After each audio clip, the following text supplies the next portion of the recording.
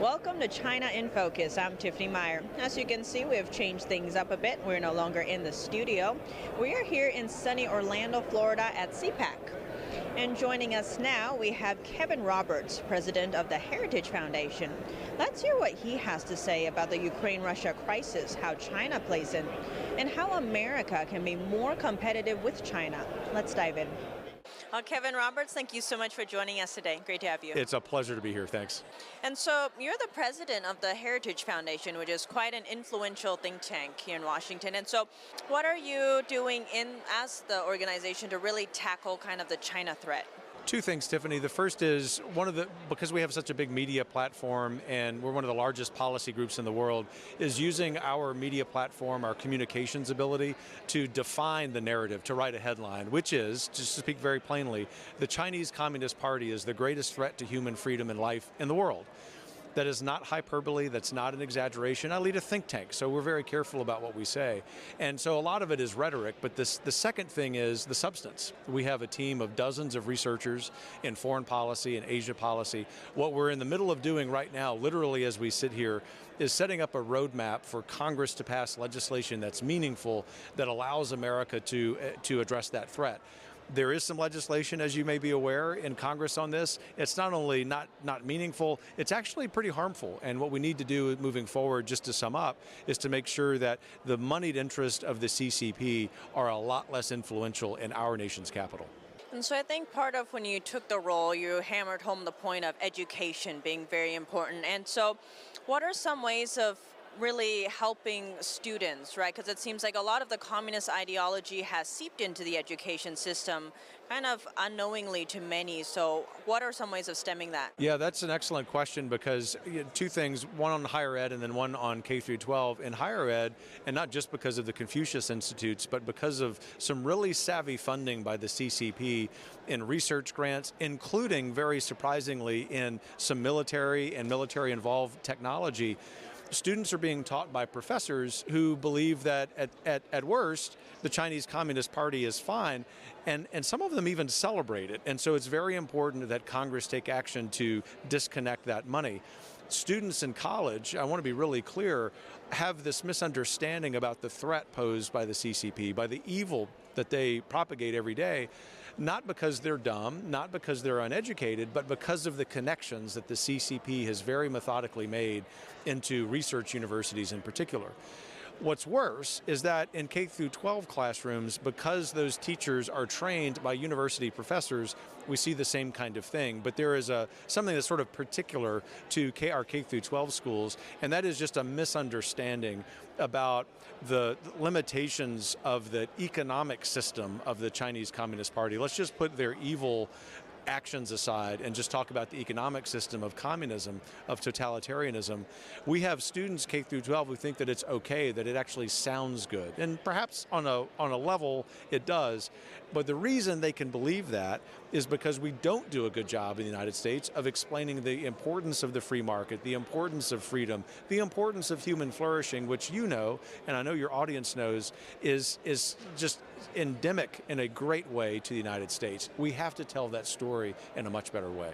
And so speaking of the economic front, it seems like capitalism has really been villainized these days, right? And so these concepts of, say, everyone gets an equal share, these like communists, which are now called socialists, right, are really getting a lot of praise almost. And going back to kind of when China joined the World Trade Organization, the rhetoric there was the hope that China would become more democratic, more liberal. But it almost seems the opposite happened, that China made free markets less free. So now that China is the world's second largest economy, kind of what can be done to really reverse that? I'll talk about what should be done, but I just want to acknowledge the wisdom in your question, because even I, as a public policy guy and a historian of the United States, was sort of hoodwinked. I was manipulated, and by that, I mean that I believed in the American foreign policy posture toward China, that China was going to become a free market, sort of the promise of the Nixon doctrine in the early 70s. Not only was that wrong, not only was I wrong, but that's very wrong-headed for us to continue to think that's going to happen, because what the 30 people who control the Chinese Communist Party have done is flip that on its head very strategically, very methodically, to make it difficult for the United States to respond. And therefore, that's why the Heritage Foundation has really ramped up its rhetoric about the Chinese Communist Party affecting human lives and freedom around the world. What must be done, number one, is to make sure that lobbyists in Washington, D.C., who are lobbying directly or indirectly on behalf of the Chinese communists, cannot do that. We have to disallow that.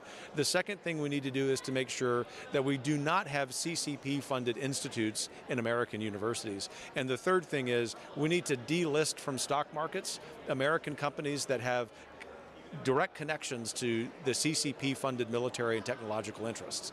If we do that, then I'm optimistic about the United States weathering this threat. What concerns me is that it's very difficult, even on the conservative side of the aisle, to convince everyone that it is such a threat that we need to take action.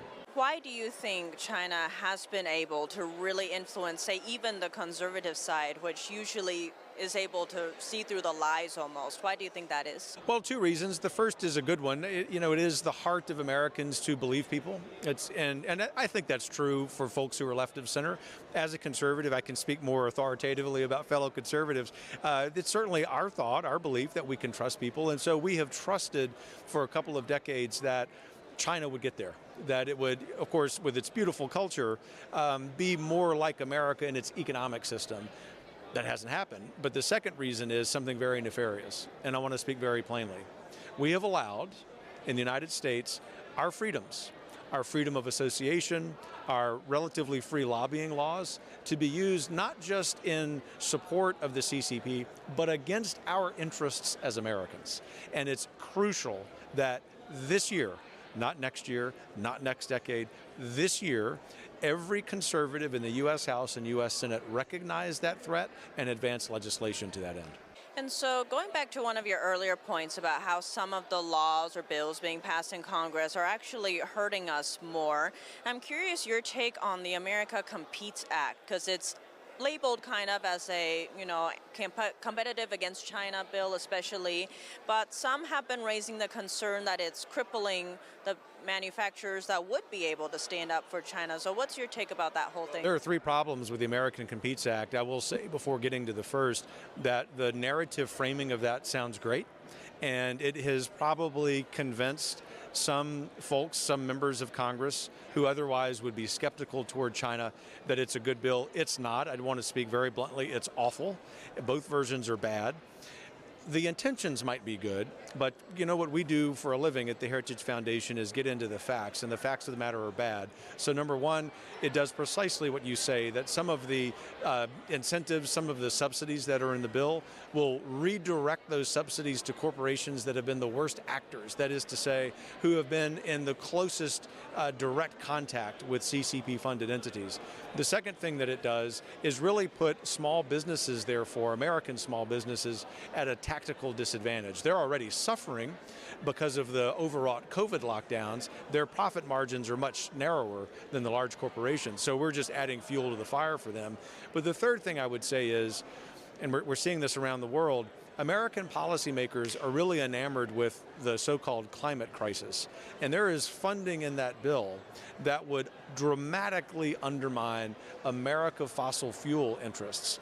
The Heritage Foundation is agnostic about where we get our power, but we're absolutely against those kinds of subsidies, not just because they don't work for Americans, but because, to bring all of this back to the Chinese Communist Party, that's precisely what the CCP is counting on, that we can harm America in one of its greatest industries, which is providing power to people. So I've heard some takes that the bill, while marked as a nice package thing, is mostly recycled Build Back Better acts that didn't make it past, and there's a whole section on studying whales and stuff. But I'm just curious, so on the flip side, what would be a good bill that really would counter China? Boy, I love that question. A good bill would have 3 or 4 parts to it.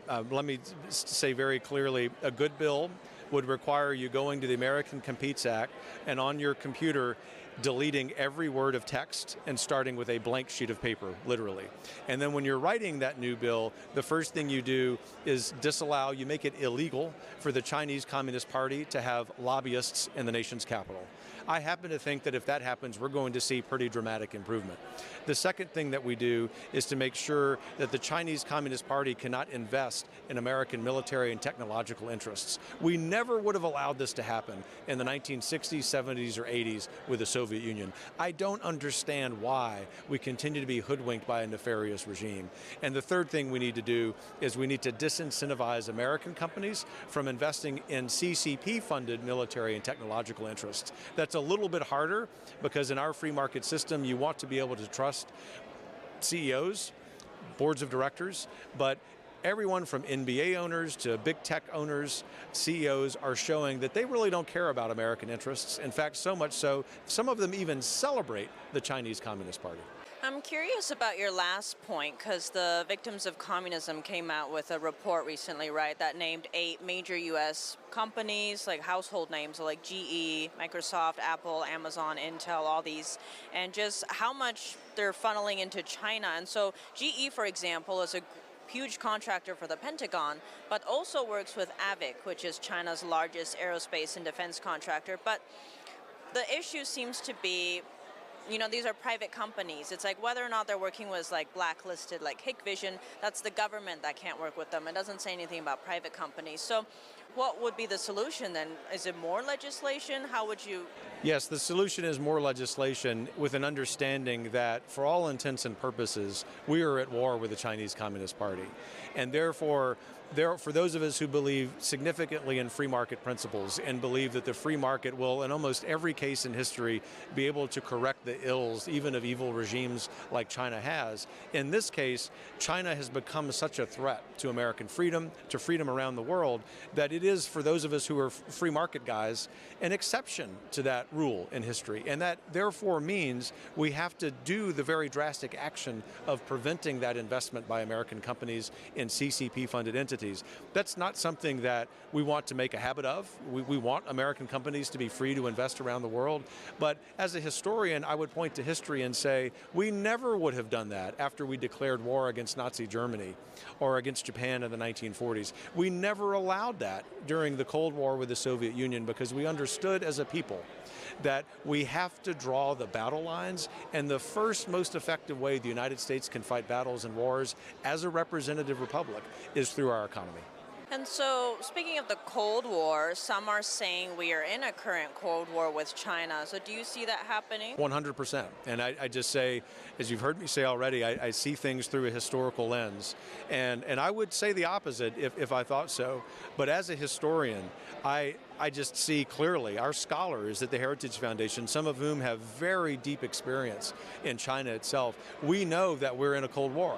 And although it is not the subject of our conversation to talk about what's going on with Vladimir Putin and Ukraine, all of that is connected to what I hope is, in spite of all of that bad news, an awakening by Americans across the political spectrum that we are in a Cold War, and we darn well better want to win it. Because if we don't, this particular enemy, the Chinese Communist Party, is light years more of a threat than the Soviet Union ever was. Well, Kevin, thank you so much for joining us. Thank you for having me.